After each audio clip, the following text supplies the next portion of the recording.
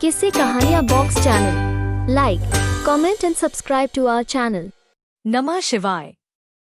नमस्कार। आप सभी श्रोताओं का हार्दिक स्वागत है हमारे किस्से कहानियाँ बॉक्स चैनल पर। उम्मीद है कि आप सभी स्वस्थ, प्रसन्न और सुरक्षित हैं। आज सुनते हैं सोमवती अमावस्या की कहानी। सोमवती अमावस्या व्रत बेहद खास माना जाता है। मान्यता है इस व्रत को करने से व्यक्ति को उसके सभी पापों से मुक्ति मिल जाती है। साथ ही पितृदोष और काल सर्प दोष जैसे अशुभ दोष भी दूर हो जाते हैं।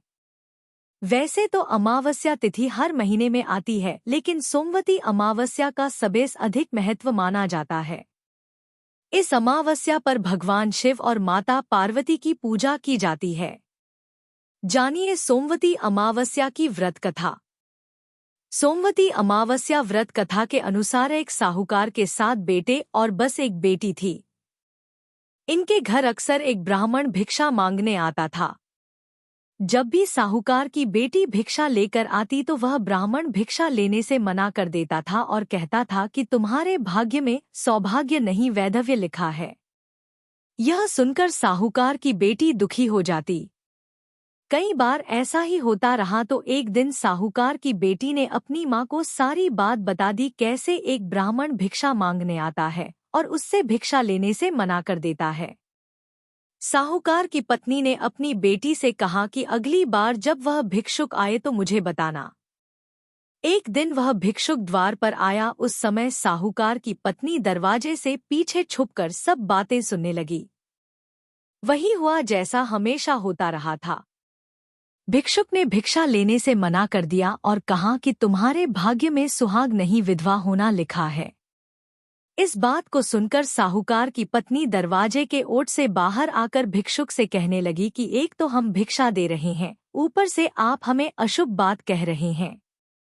ब्राह्मण ने कहा कि मैं जो कह रहा हूँ वह सच है।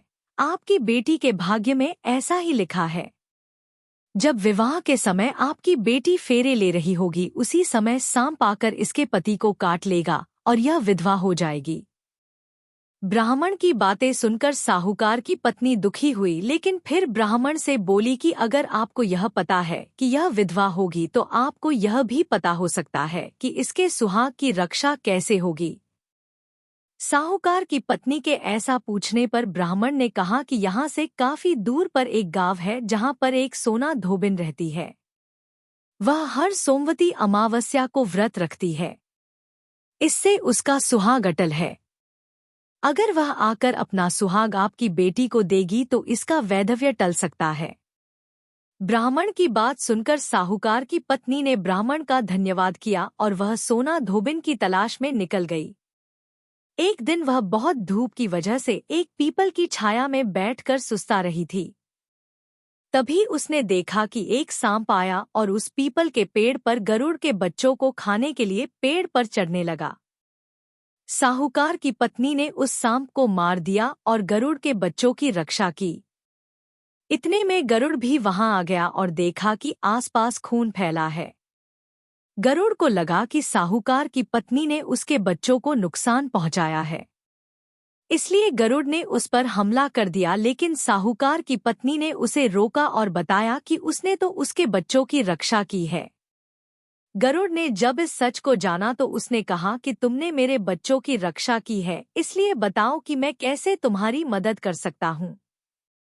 साहूकारनी ने तब गरुड़ को बताया कि वह सोना धोबिन की तलाश में निकली है, अगर वह उसे वहां तक पहुंचे दे तो बहुत उपकार होगा।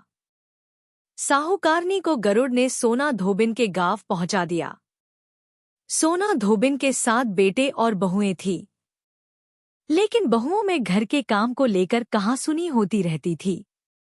साहूकारनी को एक उपाय सूझा और वह हर रात जब सभी लोग सो जाते तो सोना धोबिन के घर में चुपके से चली जाती और घर का काम करके निकल आती। कई दिनों तक ऐसा चला तो एक दिन सोना धोबिन छुपकर बैठ गई और सब कुछ देख लिया। जब साहूकारनी जाने लगी तो धोबिन ने उसे पकड़ लिया और पूछा कि तुम कौन हो और यहाँ इस तरह मेरे घर का काम क्यों करके चली जाती हो। साहूकारनी ने कहा कि मैं सब बता दूंगी, लेकिन पहले वचन दो कि सब सच जानने के बाद तुम मेरी मदद करोगी। सोना धोबिन ने साहूकारनी को वचन दे दिया। साहूकारनी ने सब बातें सोना धोबिन को बता दिया और अपने साथ चलने के लिए कहा। सोना धोबिन साहूकारनी के साथ चल दी और अपनी बहुओं से कहा कि मेरे लौटने तक हो सकता है कि तुम्हारे ससुरजी की मृत्यु हो जाए, लेकिन इनके शरीर को तेल में डुबोकर रखना, अंतिम संस्कार मत करना। सोना धोबिन साहूकारनी के घर आ गई और जब साहूकारनी की बेटी की शादी हो रही थी तब फेरों के समय एक सांप लहलहाता हुआ चला आया। सोना धोबिन ने उस सांप के आगे दूध और लावा रख दिया और जैसे ही वह दूध पीने लगा, धोबन ने उसे मार दिया। इसके बाद सोना धोबन ने कहा कि अब तक जो भी सोमवती अमावस्या मैंने किया है उसका पुण्य फल मैं साहूकारनी की बेटी को देती हूँ। इसके बाद साहूकारनी की बेटी का वैधव्य टल गया और वह सौभाग्यवती बन गई। इसके बाद सोना धोबन अपने गांव लौटने लगी तो एक दिन रास्ते में ही सोमवती अमावस्या आ गई।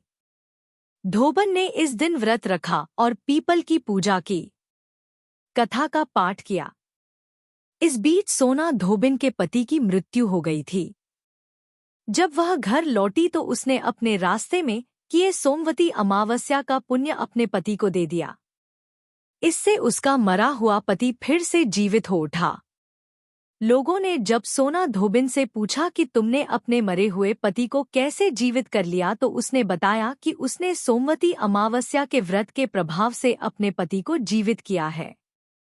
सोमवती अमावस्या का शुभ मुहूर्त जानने के लिए आखिर तक हमारे साथ बने रहिए।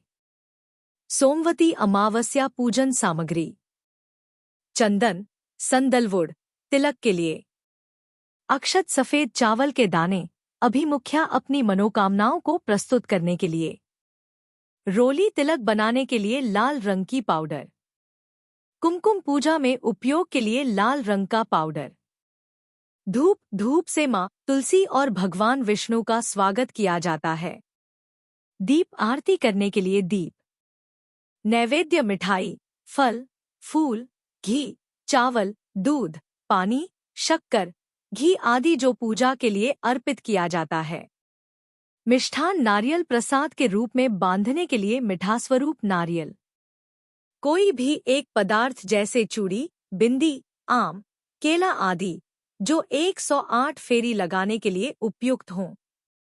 ज्योतिष के अनुसार सोमवती अमावस्या के दिन महिलाओं को पीपल वृक्ष की पूजा करनी चाहिए।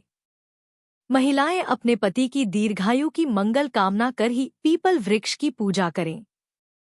इसके पश्चात वृक्ष के चारों तरफ परिक्रमा करें। हिंदू धर्म में पीपल के वृक्ष में भगवान श्री हरि का वास होता है, इसलिए पीपल के वृक्ष के चारों ओर 108 बार फेरी लगाकर उसकी पूजा करने और कच्चे सूत का धागा वृक्ष के चारों ओर लपेटने से सौभाग्य और समृद्धि की प्राप्ति होती है। सोमवती अमावस्या पूजा विधि: सोमवती अमावस्या के दिन ब्रह्म मुहूर्त में उठकर सभी कामों से निवृत्त होकर स्नान कर लें। इस दिन गंगा स्नान जरूर करना चाहिए। यदि आप नदी में स्नान नहीं कर सकते हैं तो घर में ही नहाने के पानी में थोड़ा सा गंगाजल डालकर नहा लें। स्नान के बाद सूर्यदेव को अर्घ्य दें। फिर भगवान शिव और माता पार्वती की पूजा करें। संभव हो तो इस दिन शिव मंदिर भी जरूर जाएं। इस दिन अपनी क्षमतानुसार दान भी जरूर करें। पितरों की शांति के लिए तर्पण और श्राद्ध भी कर सकते हैं। इस दिन विवाहित स्त्रियां पीपल के पेड़ की पूजा करती हैं। पीपल के वृक्ष पर दूध, जल, पुष्प, अक्षत, चंदन इत्यादि चीजें चढ़ाई जाती हैं और वृक्ष के चारों ओर 108 बार धागा लपेटकर पेड़ की परिक्रमा की जाती है। कुछ अन्य परंपराओं में इस दिन भंवरी देने का भी विधान होता है। धान, पान और खड़ी हल्दी को मिलाकर उसे तुलसी के पेड़ को चढ़ाया जाता है। सोमवती अमावस्या के उपाय: सोमवती अमावस्या के दिन दान करने से आपको हजारों गौ दान जितना फल प्राप्त होता है। यदि आपको आर्थिक तंगी का सामना करना पड़ रहा है तो सोमवती अमावस्या पर तुलसी के पेड़ की 108 बार परिक्रमा करें। पति के लंबी आयु के लिए सोमवती अमावस्या के दिन पीपल के पेड़ की पूजा अवश्य करें। यदि कोई व्यक्ति पितृदोष से पीड़ित है तो उसे सोमवती अमावस्या पर पितरों का पिंडदान और तर्पण करना चाहिए। सोमवती अमावस्या का महत्व। कहते हैं, जो कोई भी सोमवती अमावस्या के दिन पवित्र नदी में स्नान करता है उसे समृद्ध, स्वस्थ और खुशहाल जीवन की प्राप्ति होती है। इस दिन गंगा स्नान करने से पितरों की आत्माओं को शांति मिलती है, तो वहीं भगवान शिव की पूजा करने से समस्त दुख दूर हो जाते हैं। सोमवती अमावस्या शुभ मुहूर्त। पंचांग के अनुसार भाद्रपद माह की सोमवती अमावस्या तिथि सोमवार 2 सितंबर को सुबह 05:21 पर शुरू होगी और 3 सितंबर को सुबह 07:24 पर समाप्त होगी। इस प्रकार 2 सितंबर को सोमवती अमावस्या मनाई जाएगी।